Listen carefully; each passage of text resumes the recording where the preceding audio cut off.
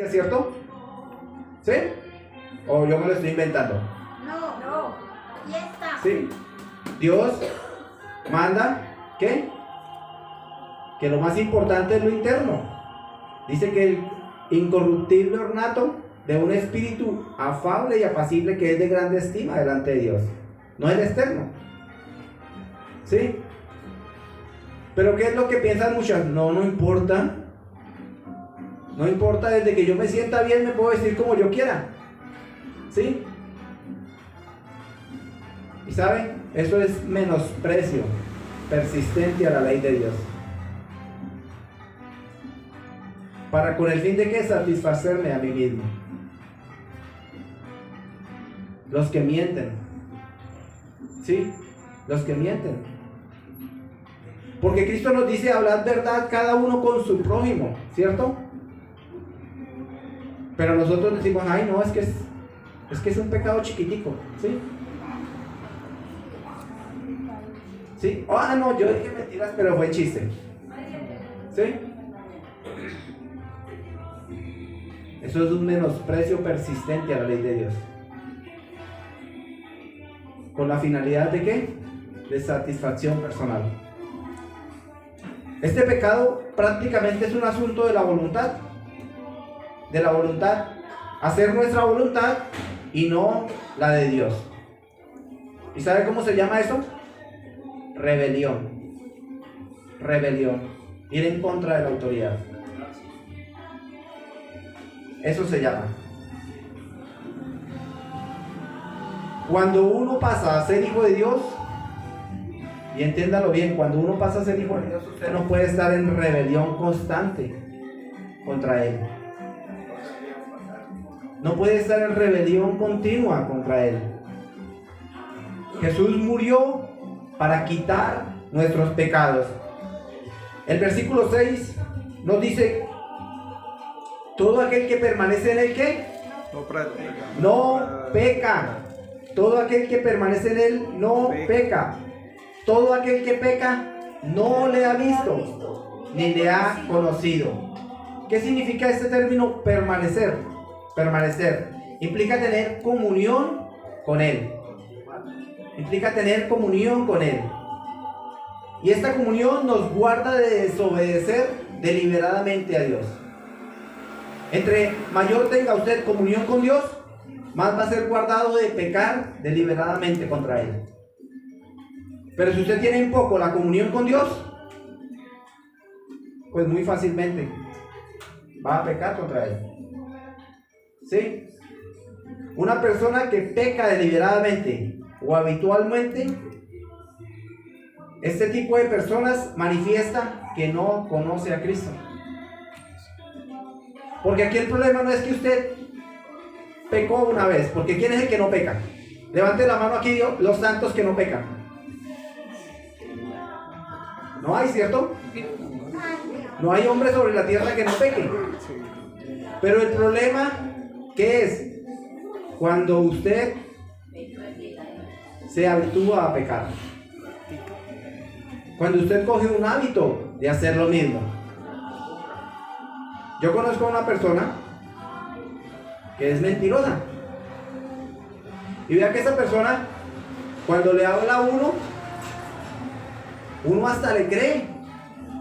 Porque es que él lo dice con tal convicción que hasta él mismo se cree las mentiras. Hasta él mismo se cree. ¿Por qué? Porque ya está habituado a hacer eso. Está habituado a mentir. Y yo hablo con él y él le dice las mentiras descaradamente, pero lo dice serio.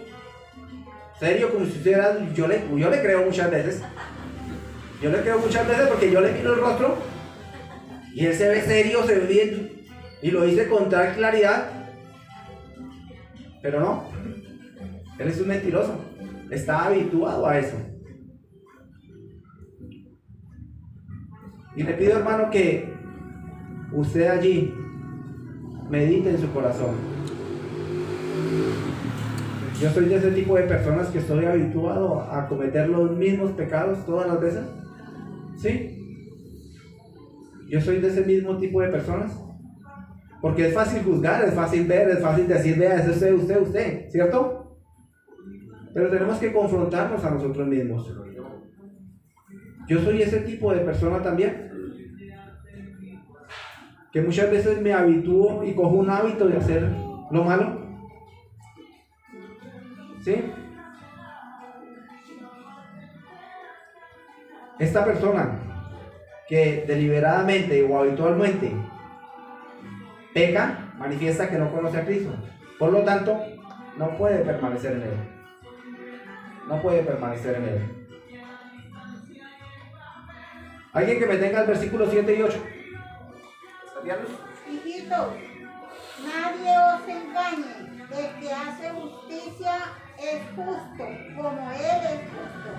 El que practica el pecado es del diablo, porque el diablo peca desde el principio. Para esto apareció el Hijo de Dios, para deshacer las obras del diablo. Amén. Amén. Y ese es la segunda razón por la cual vino Cristo. No solo vino para quitar nuestros pecados, sino también vino para destruir o para deshacer las obras del diablo. Y aquí encontramos una lógica clara. ¿Qué es?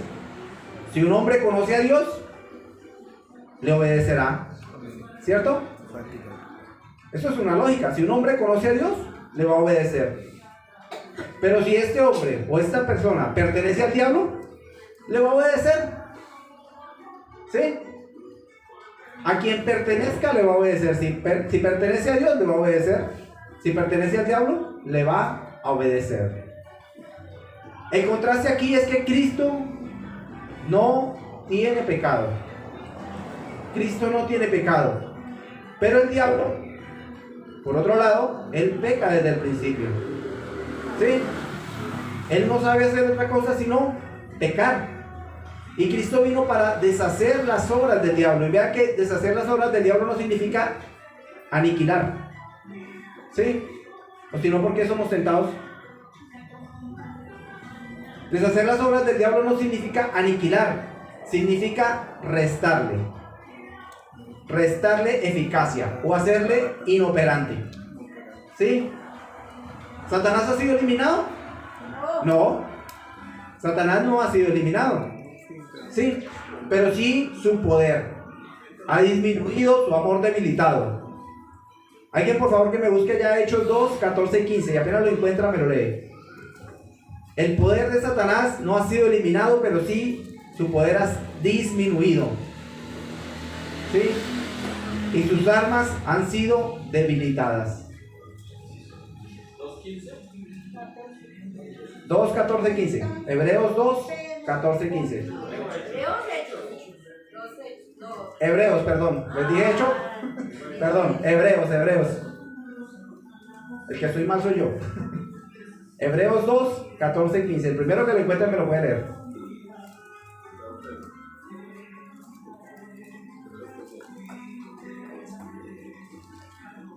Bueno, lo encontré yo.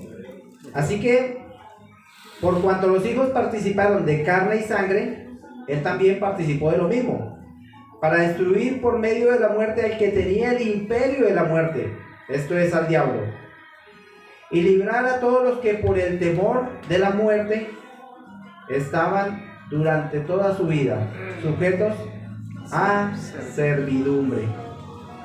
¿Cristo qué destruyó? Al que tenía el imperio de la muerte. Esto es al diablo. ¿Sabe?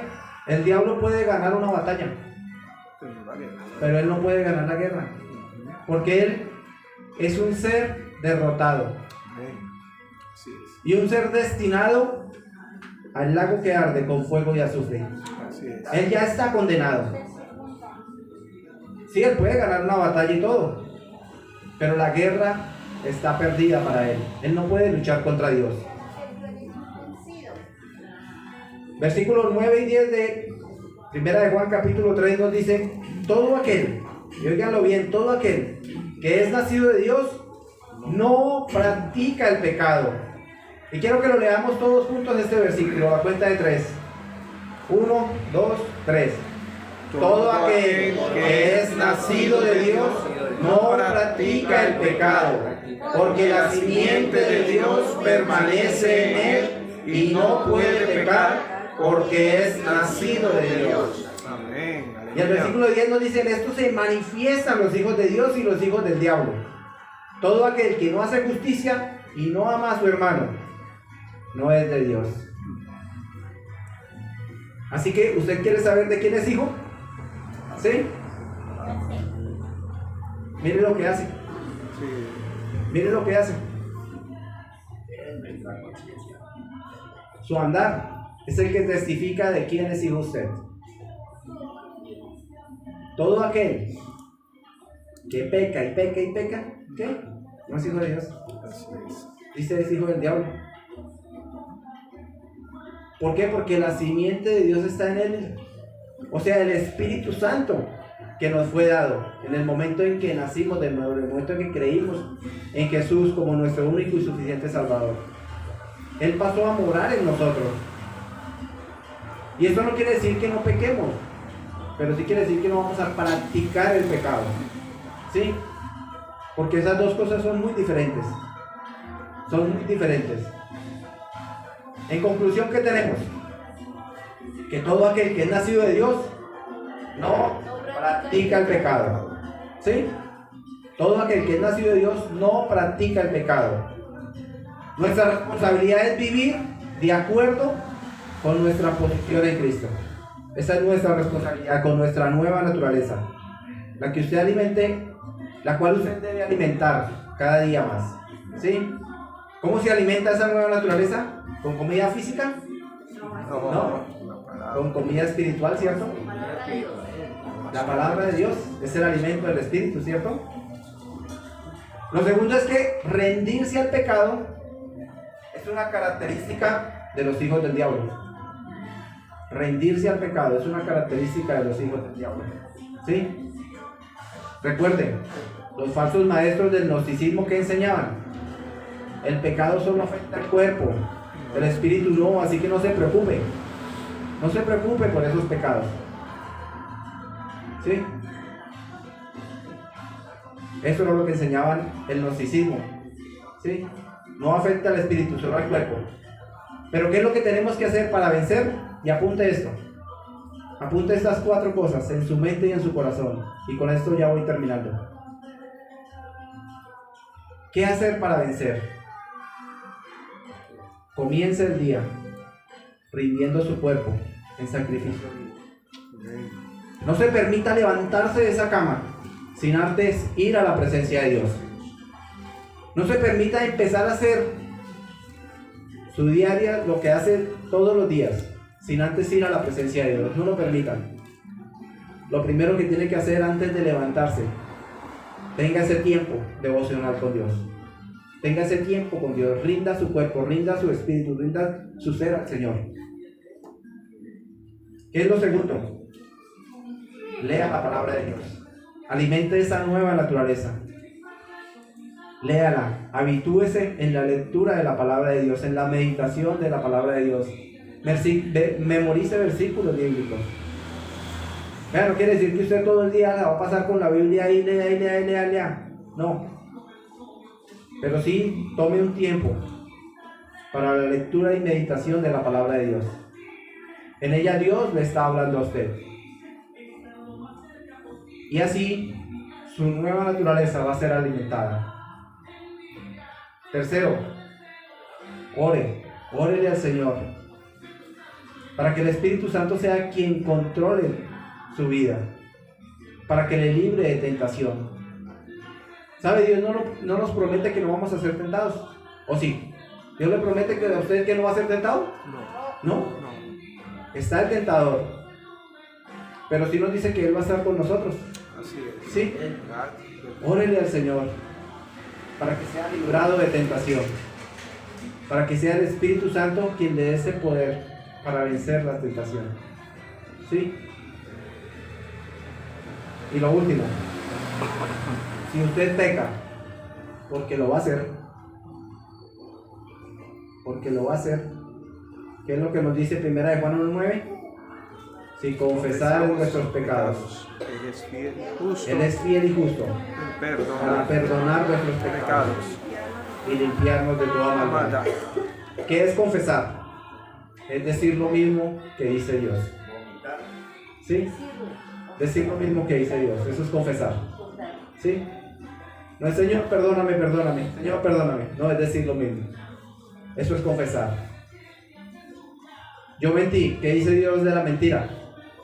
Que los mentirosos tendrán su parte en el lago que arde con fuego y azufre.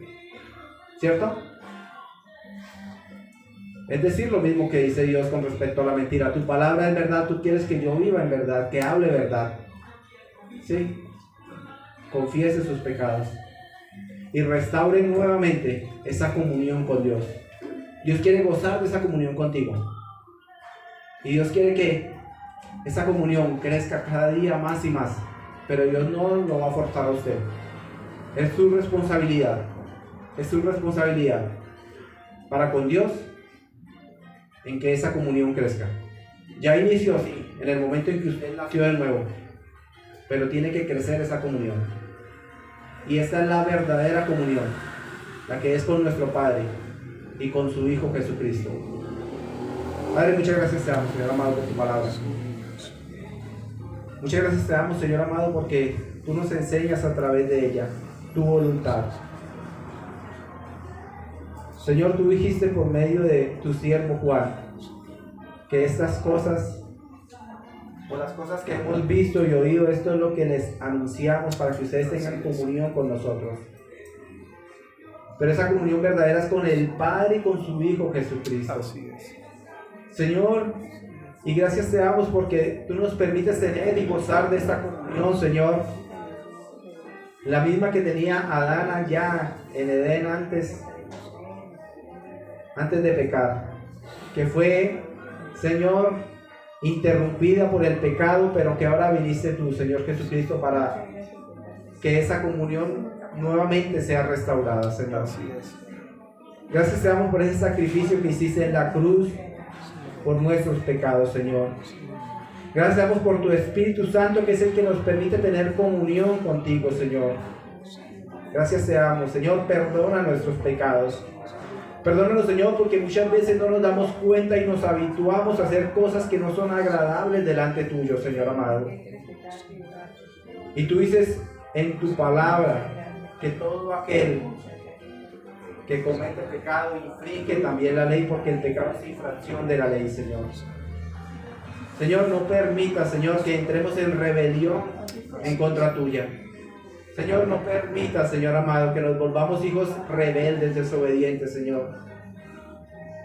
Sino, Señor, danos la madurez para confesar, Señor, para reconocer nuestros pecados, para confesarnos y apartarnos de ellos, Señor, sabiendo que alcanzaremos de ti misericordia y perdón de pecados, Señor.